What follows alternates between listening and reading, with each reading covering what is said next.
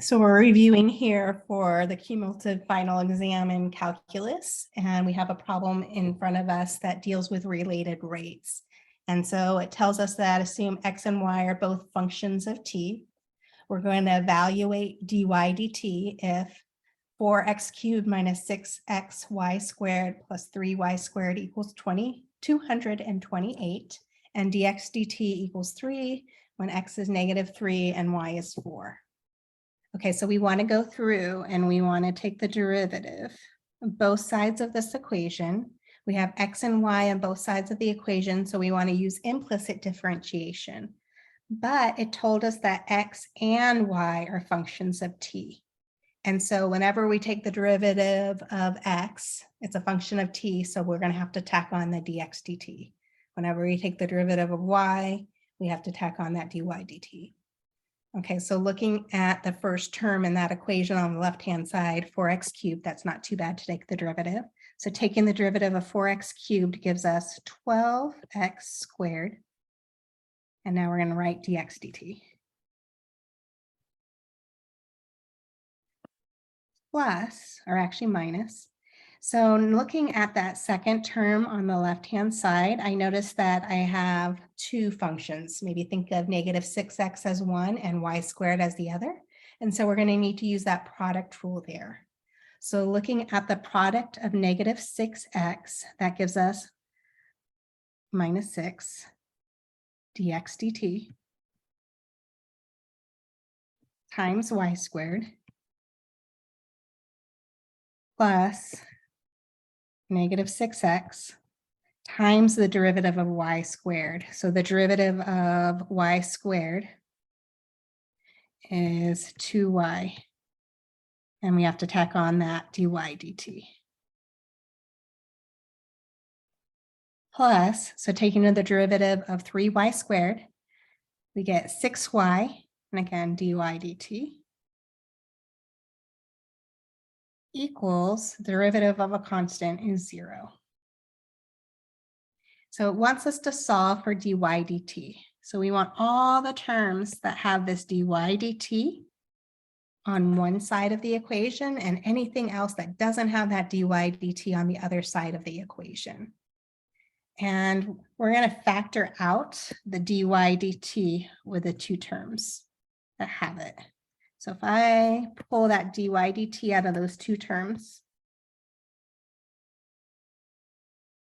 we would be left with 2y times -6x. So that's going to be a -12xy plus pulling out to the 6y. We're left with 6y when we pulled out the dy dt is equal to, so let's subtract 12x squared dx dt on both sides and add 6 dx dt on both sides. So we have 6 dx dt minus 12x squared dx dt. We can divide both sides by that parentheses to get dy dt by itself. Don't forget y squared. Thank you. Y squared. Thank you. Y squared right here.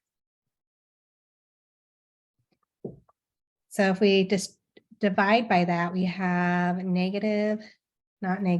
positive 6y squared dx dt minus 12x squared dx dt, all divided by -12xy plus 6y. So now we just need to go in and do that substitution. So wherever I see a y, I'm plugging in 4. Whenever I see a dx dt, I'm plugging in 3. And wherever I see an x, I'm plugging in -3. So I'm just going to go through and put parentheses where I'm going to substitute in. And then go back and fill it out.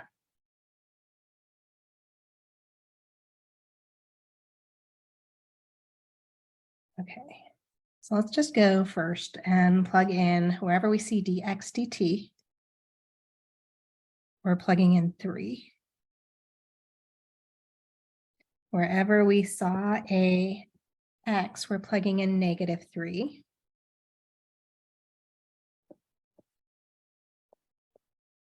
And wherever we see a y, we're plugging in 4.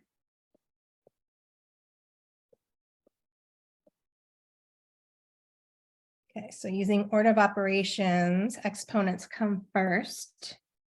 There's nothing to simplify inside our parentheses. So we have 6 times 4 squared. So 6 times 4 squared is 16 times 3 minus 12 times -3 quantity squared is 9 times 3 all over. So I'm going to group this as -3 times 4 is -12, and then that -12 times the -12. So that gives me 144. Plus 6 times 4 is 24.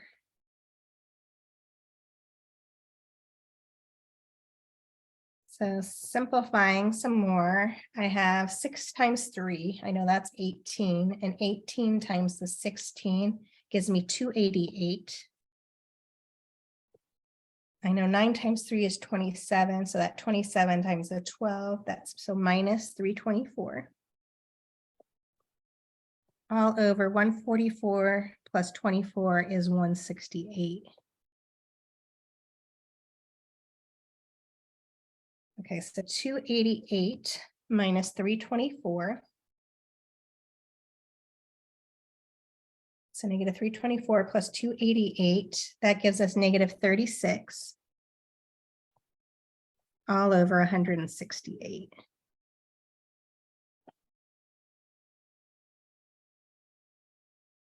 Six goes into both of those.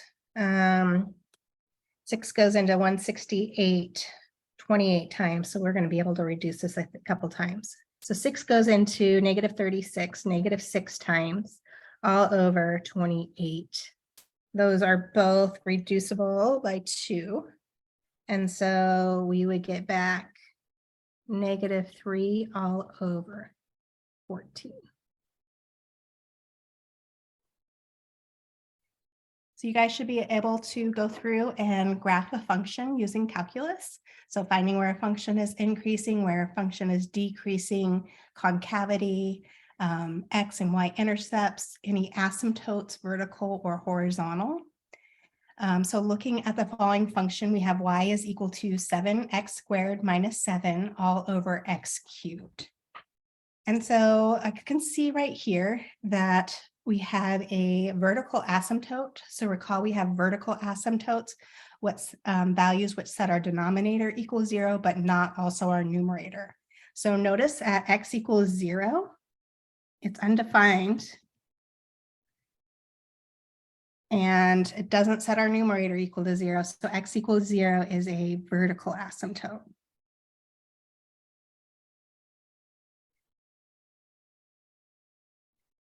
Recall to figure out about horizontal asymptotes, we can either use algebra, looking at the degree of the numerator or the degree of the denominator, or we can look at limits. And so since we're in calculus, let's look at the limits. And so we could, to find the horizontal asymptote if it exists, we can look at the limit as x is going to positive and negative infinity. So let's first look at maybe negative infinity. If we go in here and we plug in negative infinity, we're going to get an indeterminate form of an infinity over an infinity. And so if we got that form, we needed to go back and we needed to manipulate it. And so there's a couple ways that we can do this. We can try to factor it and then cancel like factors. Or we had just learned about Lapital'S rule. So if you get the indeterminate form of 0 over 0 or infinity over infinity, we can use Lapital'S rule. So maybe let's just do that instead. In this case, let's look at Lapital'S rule. And so if I use Lapital'S rule, which I can because it's in the form that I needed to, sometimes you have to manipulate the limit to be in that form of 0 over 0 or infinity over infinity to be able to use this. It says we can look at the derivative of the numerator all over the derivative of the denominator. So looking at the derivative of 7x squared, that gives me 14x. Derivative of -7 is 0, all over derivative of x cubed, which is 3x squared. I notice I can simplify this a little bit because I have a common factor in the numerator denominator of an x. And so the x in the numerator would cancel with one of the ones in the denominator, and we're going to be left with 14 all over 3 times x.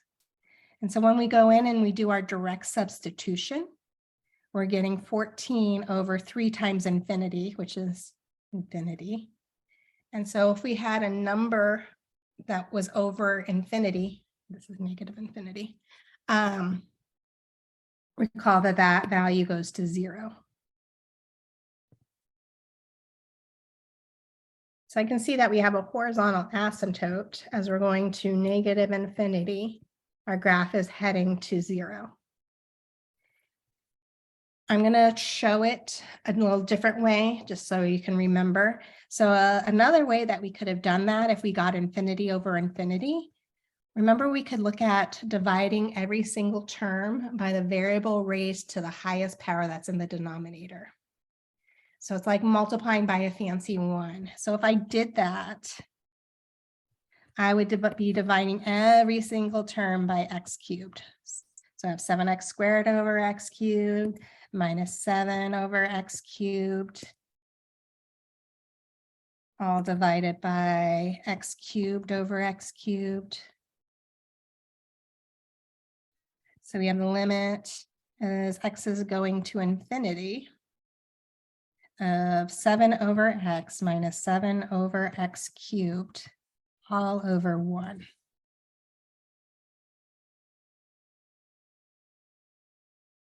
Okay, so as we're going off to infinity, putting infinity in the denominator here, these pieces in the numerator, 7 over x, 7 over infinity goes to 0. 7 over infinity also goes to 0. So we have 0 minus 0 in the numerator, which is 0, all over 1, which is equal to 0. So again, I can see we have a horizontal asymptote as x is approaching infinity of 0. Okay, so there was just a couple different ways that you could have approached doing that, and then what we've seen in this course. Okay, so we now want to look at, okay, where is this function increasing and where is this function decreasing? And so we can do that by looking at the derivative. And looking at the derivative, I notice that we're going to need to use the quotient rule.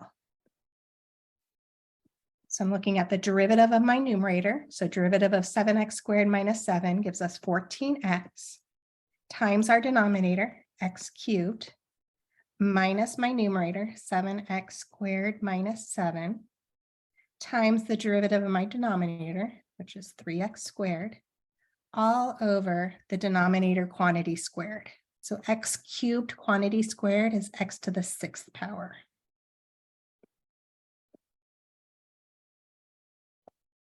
So notice that we could factor some stuff out. I'm wondering. I notice I can pull out a x squared at least. So if I pull out an x squared, notice that this first piece, I'd be left with 14x. Pulling an x squared out of this x cubed, I'd be left with one more x. Minus parentheses 7x squared minus 7. And pulling out of the x squared from this x squared right here, I would be left with just the 3.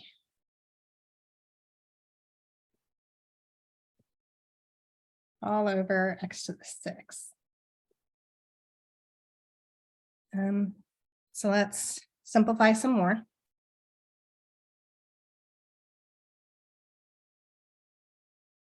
Notice we have an x squared, because now it's multiplication, I can cancel. X squared in the numerator goes into x to the 6th. We're left with an x to the 4th down here.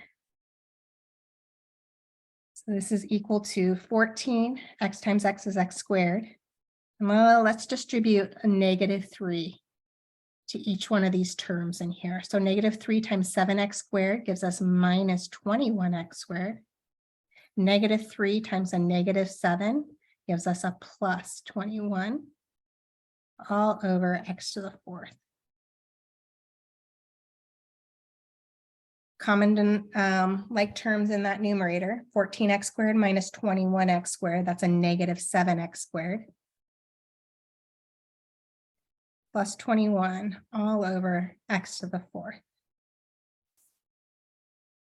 Okay, so to find out where it's increasing and decreasing, we wanted to find our critical numbers. Critical numbers are values which set the whole derivative equal to 0, and it's also where it's undefined. And so I can see here, this is equal to 0 when my numerator is equal to 0. I'm going to pull out a -7 from my numerator because I see that those both have a -7 in common. So if I pull a -7 out of that in the numerator, I'm left with an x squared minus 3 all over x to the 4th. So clearing our fraction, we can multiply both sides by x to the 4th. And so I would get 0 is equal to x squared minus 3 times -7. But if I divide both sides by -7, I'm really just, or setting each factor equal to 0, I'm really looking at when it is x squared minus 3 equal to 0. So adding 3 to both sides and taking the square root, I get x is plus or minus √3. So those are the values which set my first derivative equal to 0, but also it's undefined when x is 0, which makes sense because we have a vertical asymptote at x equals 0. But things can change direction on either side of those asymptotes. So that's why we have to look at where it's undefined also.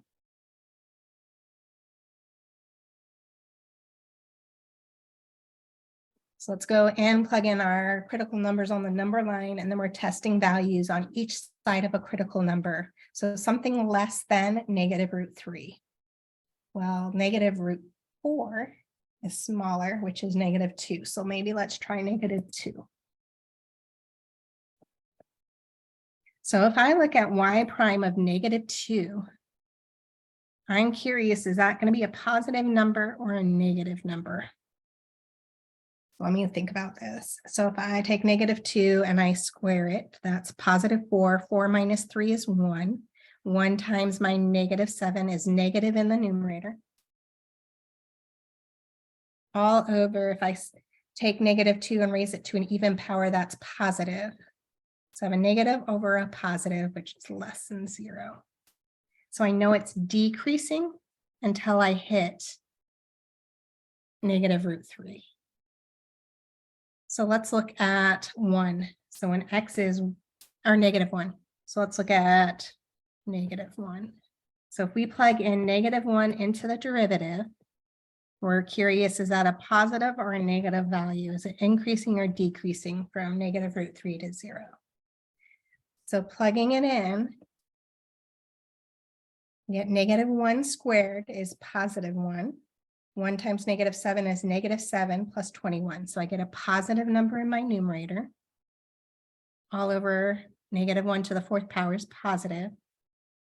So my result is greater than 0. So I know from -√3 to 0, it's increasing. So right there, I can tell that a minimum occurs at -√3. So x equals -√3. Has a local min. Would you be okay if we were to find any horizontal asymptotes algebraically, or do you want us to sell it? No, I'm okay if you find the asymptotes algebraically, unless it's stated to do it with limits. So just noticing what the degree of the numerator and denominator are and doing it based off of that. Okay. So you might want to just state that that's what you did. But I know that you're just doing it based off of the degree of the numerator denominator. Okay, so now test something between 0 and √3. So 1 falls between 0 and √3. So if we plug in 1 into the first derivative, we want to see is that positive or negative? Well, 1 squared is 1 times -7 is -7. -7 plus 21 is a positive number, all over a positive. So this is also increasing here.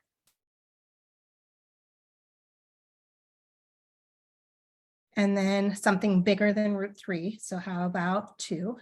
So if we plugged in x equals 2, plugging it into the derivative,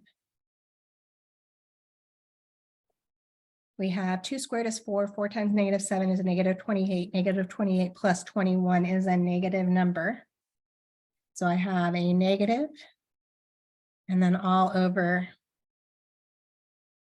2 to the 4th, which is positive. So this is less than 0. So I know it's decreasing here. So I know I have a local max occurs when x equals positive √3.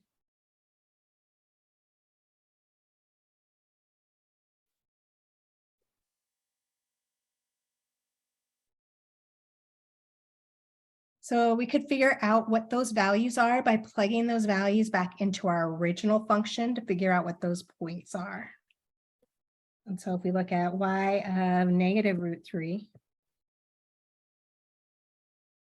this gives us 7 times negative √3 squared minus 7 all over negative √3 to the 3rd power. And then we're going to do the same thing by plugging in positive √3.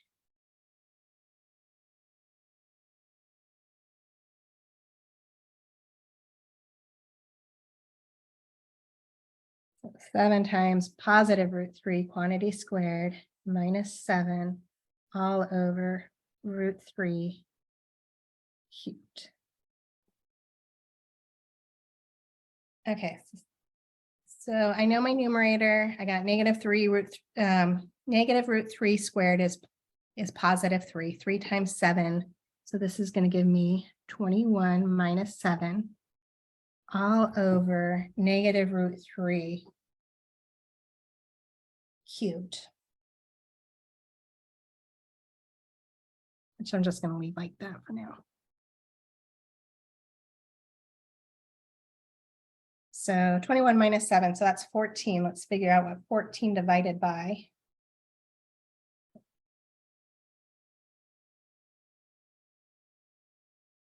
Negative cubed root of 3.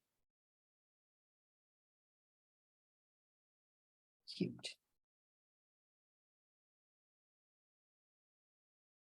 So plugging that in, if I did this correctly, I get about negative 2.7 back.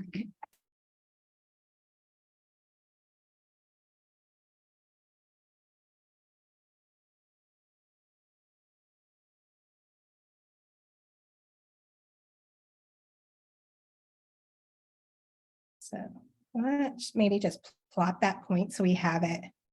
So negative square root of 3 is negative 1.7. So negative 1.7, negative 2.7. Negative 1.7, negative 2.7. I'm just going to estimate it on here.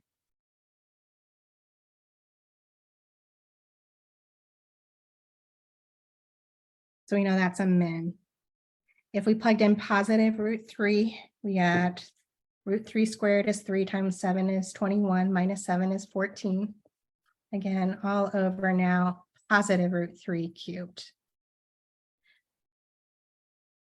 which was the same thing we had over here, which was, in this case, positive 2.7.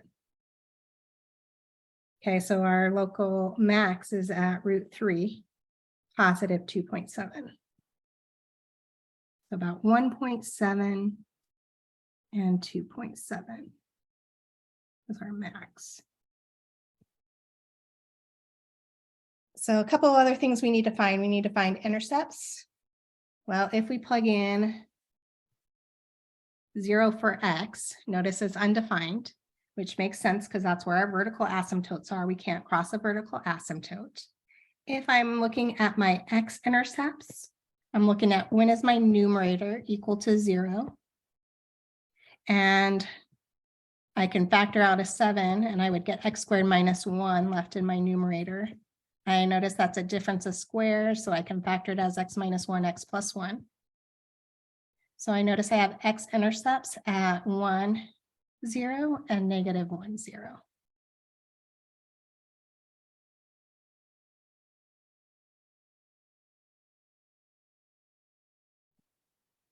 And then the last thing that I need to find is my concavity. And so we need to look at our second derivative. And so let's look at our first derivative to take the second derivative. I'm going to give myself some more room and we'll come back and put this together. Okay, so concavity.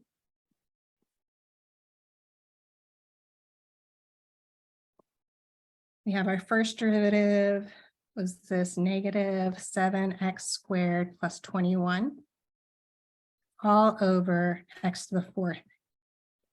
So taking the second derivative, we need to use the quotient rule. So derivative of our numerator gives us negative 14x times our denominator, x to the 4th, minus our numerator, negative 7x squared plus 21, times the derivative of our denominator, 4x cubed, all over this denominator quantity squared. So x to the 4th quantity squared, power to power is multiplying, is x to the 8th power. So again, I think it might be easier if I start factoring some stuff out and then simplifying. I notice that I have an x cubed in common in the numerator that I could pull out. I could also pull out, it looks like a 2. So if I pulled out a 2x cubed from each term in the numerator, pulling a 2 out of negative 14 is a negative 7. I still have this x here. And pulling x cubed out of x to the 4th leaves me with another x. Minus, still have this negative 7x squared plus 21. But if I pulled out a 2x cubed from 4x cubed, I'm left with just a 2. All over x to the 8th power.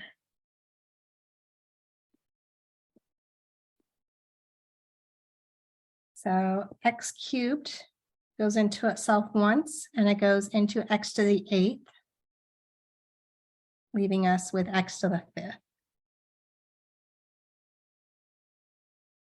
I don't know if pulling out that 2 really helped us any or not. It probably didn't. So we have 2, and then negative 7x times x is negative 7x squared.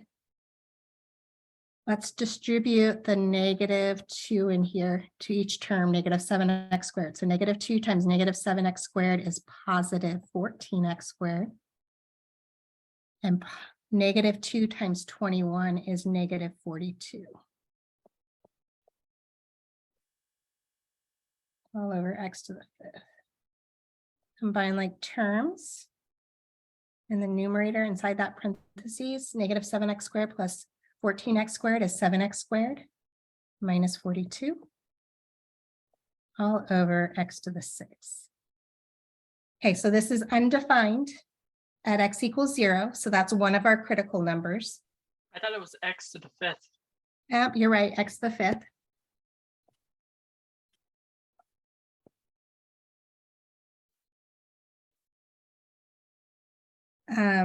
So looking for critical numbers, we know 0 is a critical number. And then when is that numerator equal to 0?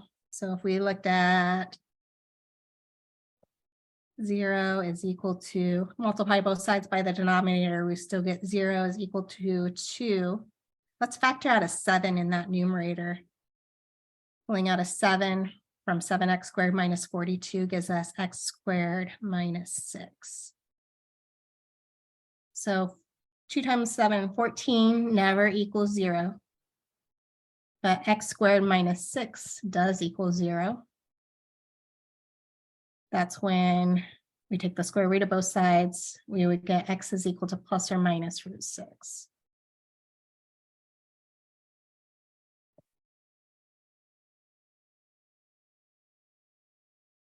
So we want to test to see if things are positive or negative to find concavity. And we're looking at this into the second derivative. Again, we're just curious, is it positive or negative? So square root of 9, which is 3, so negative square root of 9 is smaller than negative root 6. So maybe trying x equals -3. So if we plug in -3 here, I'm just curious, is it positive or negative? -3 squared is 9. 9 times 7 is 63. 63 minus 42 is positive. So I'm going to have a positive over a negative. So this is less than 0. So I know it's concave down. Choose something between negative root 6 and 0. So how about x equals 2? If we plug it into the second derivative, we're just curious, -2. If it's positive or negative. So -2 quantity squared is 4. 4 times 7 is 28, but 28 minus 42 is negative. So I have a negative over a negative, which is greater than 0. So it's concave up. So that tells me at negative root 6, because that's a value that's defined, that's an inflection point is going to occur there. So looking at, how about positive 2? We plug in positive 2, our numerator is going to be negative still, but our denominator is going to be positive. So plugging that into our second derivative,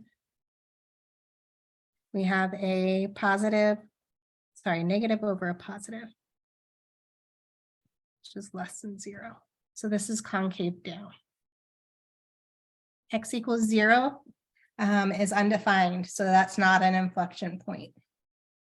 And then one more, let's try, how about x equals 3? Plugging it in wherever we see an x, 3 squared is 9, 7 times 9 is 63 minus 42. So I have a positive over a positive. So positive over a positive is greater than 0, so it's concave up. So let's figure out where our inflection points are, and we can plot those two. So to find the inflection point, you're going back into the original function.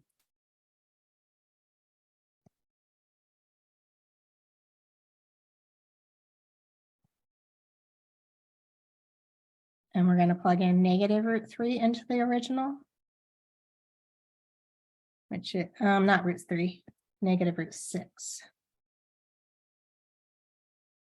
So we would have 7 times negative root 6 quantity squared minus 7 all over negative root 6 quantity cubed. That would be 42 minus 7.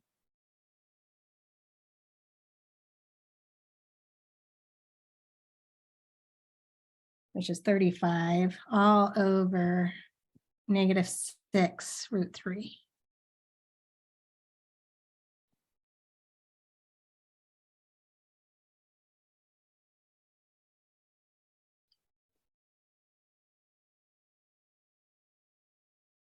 Which gives us approximately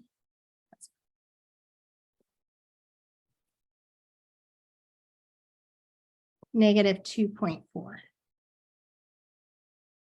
So negative root 6, just so I can get an estimate of where my point is 2.4. So we have an inflection point at approximately negative 2.4. And negative 2.4. So negative 2.4. I'm going to blow this up. And negative 2.4. So do the same thing now with positive root 6. So positive root 6 We should get pretty much the same thing, except it's going to be positive 2.4. So 2.4, 2.4 about.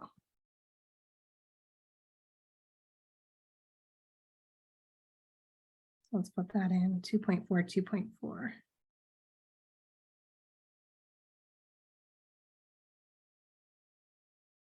Okay, so trying to put everything together now. So it's decreasing until we hit negative root 3. That doesn't make sense.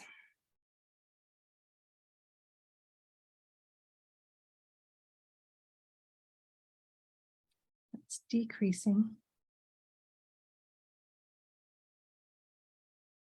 Okay, and then at negative root 3, it's increasing.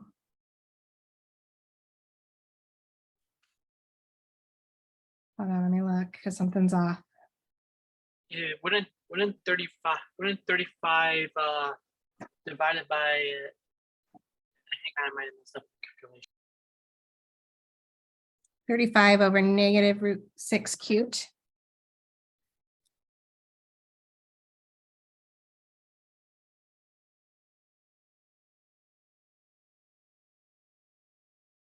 That's the negative, those should be out in front.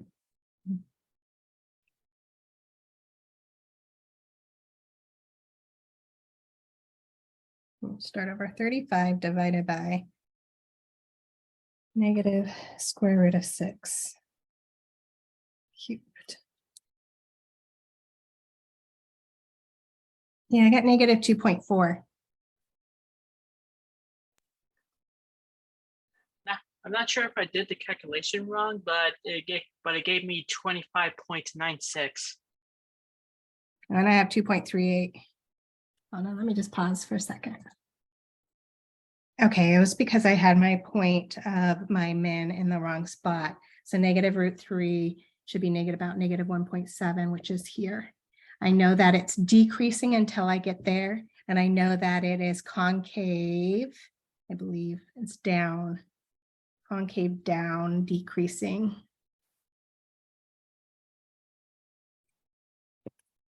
Which doesn't make okay, so it looks like this. Decreasing, decreasing. Then at this point, my inflection point, I'm going to change to concave up. I'm going to hit my minimum. And then it's going to pass that x-intercept. And it's going to hug my asymptote here, hugging this asymptote here. And then I know that it's increasing from 0 to root 3. So it's increasing and it is concave. Where's my concavity? Down. So increasing concave down and knowing where my asymptotes are. So I'm increasing concave down. I'm going to hit my max. Still concave down. And then at this inflection point, I'm going to change concavity. And then I'm going to hug my asymptote. Okay, so we were able to put everything together with all that work to graph that function.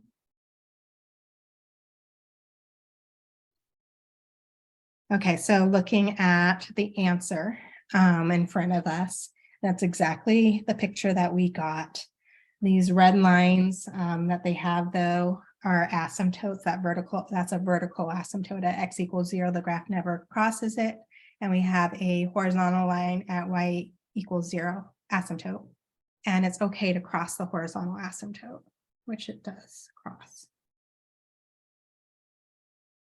Okay, so here's an example, and we can talk about the difference between net area and total area. So in this diagram, what we're given, we see a curve of the equation y equals x cubed minus 5x squared plus 6x. Part A says find the coordinates of the points where the curve crosses the x-axis. And so we want to know when it crosses the x-axis, so we want to set our equation equal to 0. So we know y is equal to 0 when we're crossing that x-axis. Let me do this.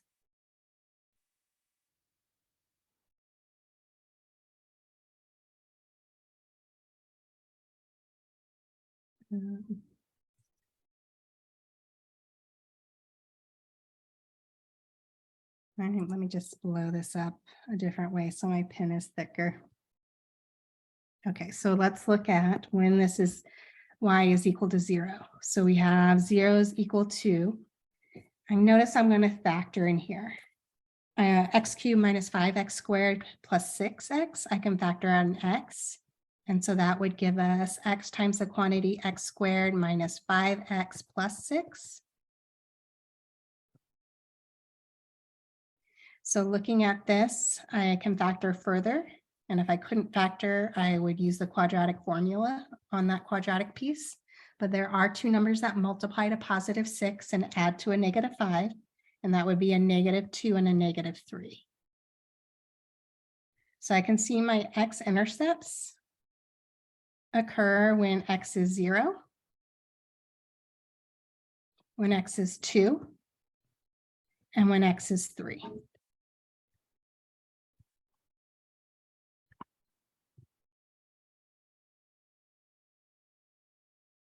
Okay, so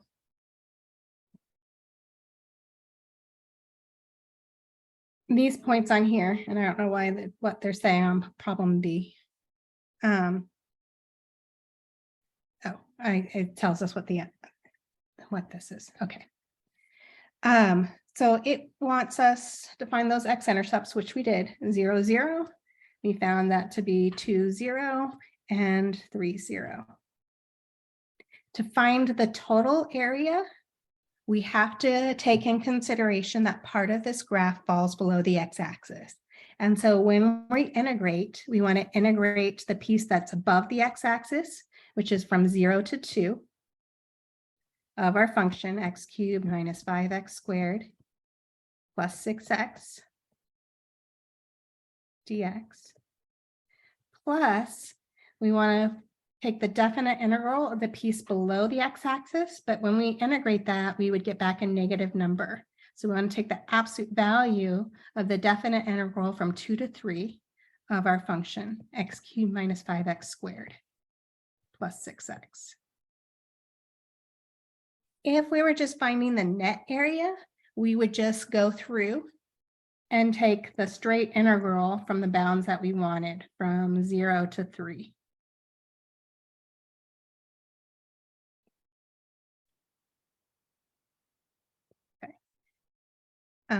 But we didn't want the net area, we wanted the total area. So we have to be careful and look at what's going below the x-axis.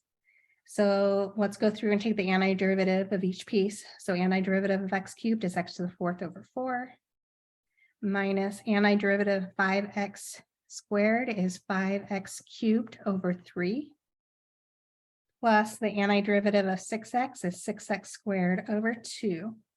And we're evaluating this from 0 to 2.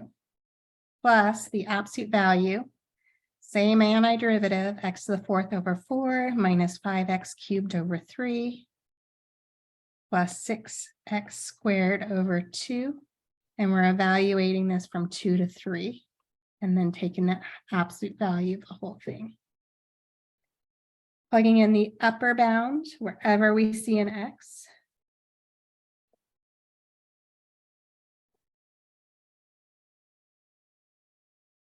So our upper bound is 2. We're going to look at 2 to the 4th power all over 4 minus 5 times 2 cubed all over 3. I notice 2 goes into 6 3 times. So we would be left with plus 3 times 2 squared minus, well, if we plugged in 0 wherever we saw an x in this, notice that each term has an x in it. So we get 0 minus 0 plus 0 is 0. Plus, and now we're looking at the absolute value, plugging in our upper bound of 3 wherever we see an x.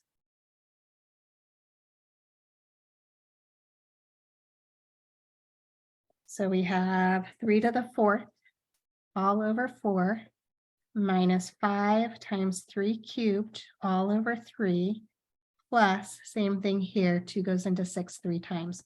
So 3 times 3 squared. Minus, put parentheses, because when we plug in 2, wherever we see an X, that negative out front is going to have to distribute to each piece.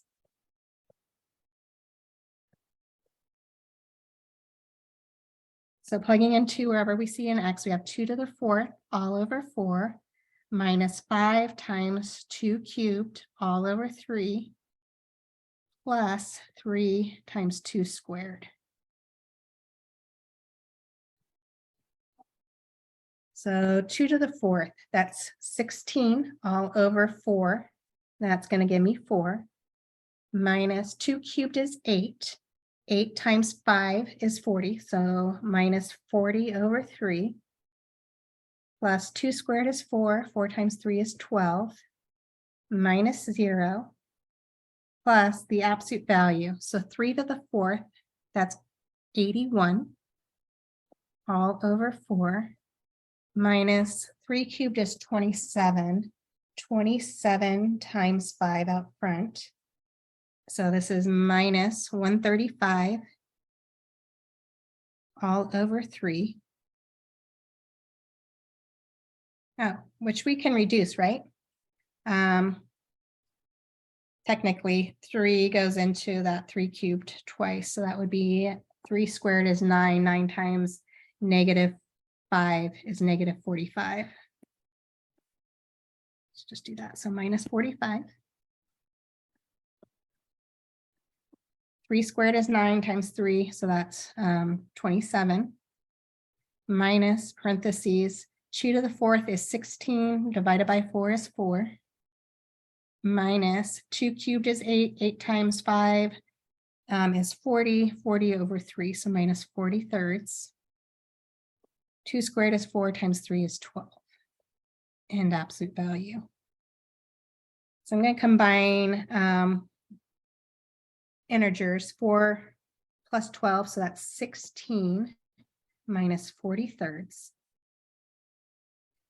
Plus, okay, so negative 45 plus 27. So 81 fourths. 45 minus 27. So it's going to be negative 18. Minus, so 12. Is it 12? 45 minus 27? Okay, never mind. I was just confused. What happened to the 12? What happened to the 12? Oh, I took this 12 right here, added it to the 4 to give me 16. Brought down the negative 4 thirds. And then 4 here, 4 plus 12 in here, that's 16 positive minus 40 thirds. And absolute value. We're probably going to need a common denominator. I guess we can get that later. So we have 16 minus 40 thirds plus the absolute value. So if I distributed to this negative, I would have negative 18 minus 16. So that's a negative 34. Plus 81 fourths. And this is going to be plus 40 thirds.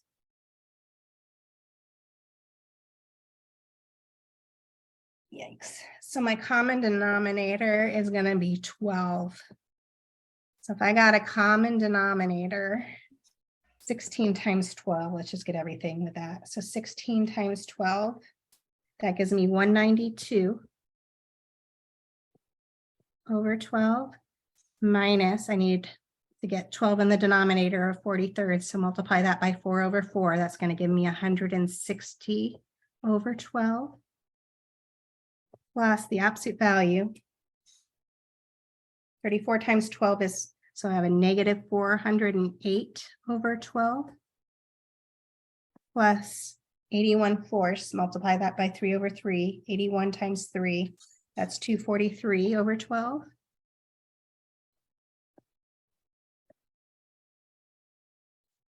And then I have a 40 over 3, so 4 times 4, so that's or 4 times 40 is 160 over 12. So 192 minus 160, that is a positive 32/12 plus. So let's add 243 and 160. That's 403. So 403 minus 408 is negative 5/12. Take the absolute value of that. That is positive 5/12. So I have 32/12 plus 5/12. This is 37/12. Which, if we rewrite that as a mixed number, 12 goes into 36 3 times with a remainder of 1. So we get 3 and 1/12. Which it wanted us to show that that was the total area, which we did.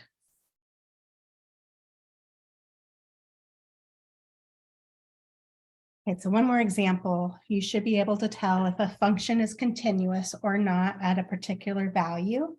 Recall, in order to be continuous, you need to show that the limit exists, that the function is defined at that value, and that the limit is equal to what that function is at that value that you're trying to show continuity.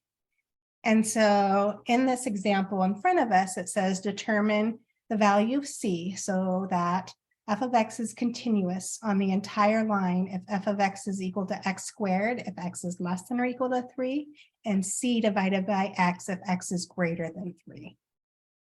Okay, so we need to show a couple things. We want to show that f of 3 exists, which it does. So looking at this piecewise function, when x is 3, it tells us that we're going to use our first equation there.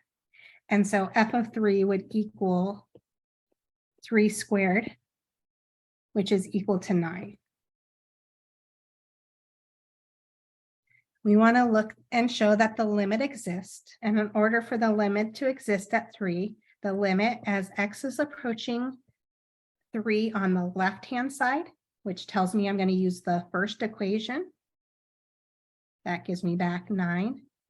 This needs to equal the limit as x is approaching 3 on the right-hand side. So if 3 is coming in on the right-hand side, it's bigger than 3. And so that tells me I'm using this second equation. And so we need to show, and if we did direct substitution here, we would get c over 3. So we want this limit here to equal this limit here. So for the limit as x approaches 3 to exist, then 9 must equal c over 3. So let's figure out what c has to be. We can multiply both sides by 3, and we get 27 is equal to c. Let's just show it really quickly. If c was 27, we would look at the limit as x is approaching 3 on the right-hand side of 27 over x. If we did direct substitution, we would get 27 all over 3, which is equal to 9. Okay, so that worked. So now we showed that the limit as x approaches 3 of f of x is equal to 9.